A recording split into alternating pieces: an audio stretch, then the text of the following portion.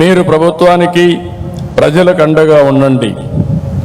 మేము మీకు మీ కుటుంబాలకు మద్దతుగా నిలుస్తాం.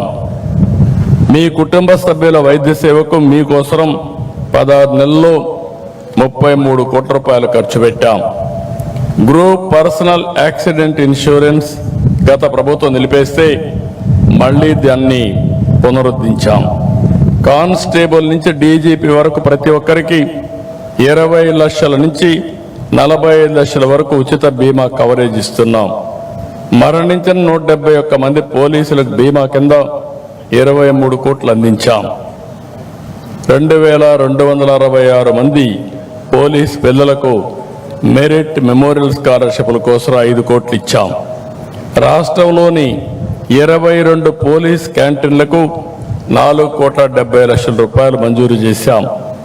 గత ఏడాదిగా ట్రావెల్ అలయన్స్ కానీ surrender leaves, additional surrender leaves ఇంకా ఇతర బిల్లులు చెల్లించేందుకు 320 కోట్లు కేటాయించాం. త్వరలో హోంగార్డులకు ఉచిత ఆరోగ్య బీమా, పోలీసు కుటుంబాలకు 30 లక్షల వరకు super top of health insurance కల్పించే ప్రయత్నం చేస్తున్నాం. ప్రభుత్వ ఉద్యోగుల పట్ల సానుకూలంగా ఉన్నాం. మీ అందరికీ తెలుసు, 1924 రాష్ట్రంలో ఒక విధ్వంసం జరిగింది. అన్ని వ్యవస్థలు పతనావస్థకు వచ్చాయి. ఆ రోజు ఎన్డీఏ మేము ఒకటే హామీ ఇచ్చాం, మళ్ళీ రాష్ట్రాన్ని పునర్నిర్మాణం చేస్తామని చెప్పి ముందుకొచ్చాం. 16 నెలలైంది. అన్ని వ్యవస్థల్ని ఎక్కడికక్కడ రీఆర్గనైజ్ చేస్తూ ఆ వ్యవస్థల్ని మళ్ళీ ట్రాక్లో పెట్టే పరిస్థితి తీసుకొచ్చాం. నిన్ననే దీపావళి కానుక కింద ప్రభుత్వ ఉద్యోగులందరికీ ఒక డిఏ ఇచ్చాం. అదే సమయంలో పోలీసులకు మాత్రం డిఏని ఇవ్వడమే కాకుండా సరెండర్ లీవ్ని 2 విడతలుగా నవంబర్, జనవరిలో మీకు చెల్లించే ఏర్పాటు చేశామని చెప్పి కూడా నేను మీకు తెలియజేస్తున్నా. పోలీస్ వ్యవస్థను అన్ని విధాలా బలోపేతం చేస్తాం. 6,100 మంది కానిస్టేబుల్ నియామకం చేశాం. త్వరలోనే వారంతా నిధుల్లో చేరతారు. ఇంకొక పక్కన శాఖాపరమైనటువంటి పదోన్నతులు సకాలంలో వచ్చేలా అన్ని చర్యలు తీసుకుంటాం.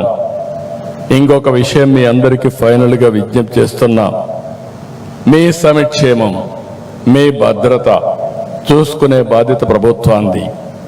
కానీ ఈరోజు రాష్ట్రంలో అన్ని వర్గాలు బాగుండాలంటే నేను ఒకటే ఆలోచిస్తున్నాను. 2047కి ప్రపంచంలో నెంబర్ 1 ఆర్థిక వ్యవస్థగా భారతదేశం ఉంటుంది. అదే సమయంలో ఆంధ్ర రాష్ట్రం భారతదేశంలో నెంబర్ 1గా చేసుకునే బాధ్యత మన పైన ఉంది. అదే హెల్తీ, వెల్తీ, హ్యాపీ సొసైటీ. దీనికోసం లా అండ్ ఆర్డర్ చాలా ముఖ్యం. భద్రత ఉంటేనే ఇవన్నీ సాధ్యం.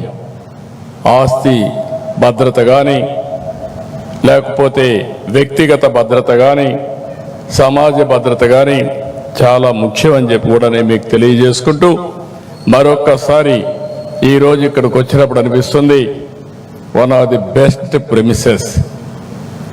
ఇక్కడ ఉండి ట్రైనింగ్ తీసుకున్నా, పనిచేసినా, లేకుంటే ఒక మంచి ప్రదేశంలో ఒక డీజీపీ ఆఫీస్ ఇక్కడికి వచ్చిందంటే, పోలీస్ ప్రెమిసెస్ వచ్చిందంటే, పోలీస్ హెడ్ క్వార్టర్స్ ఇక్కడ ఉందంటే చాలా సంతోషం.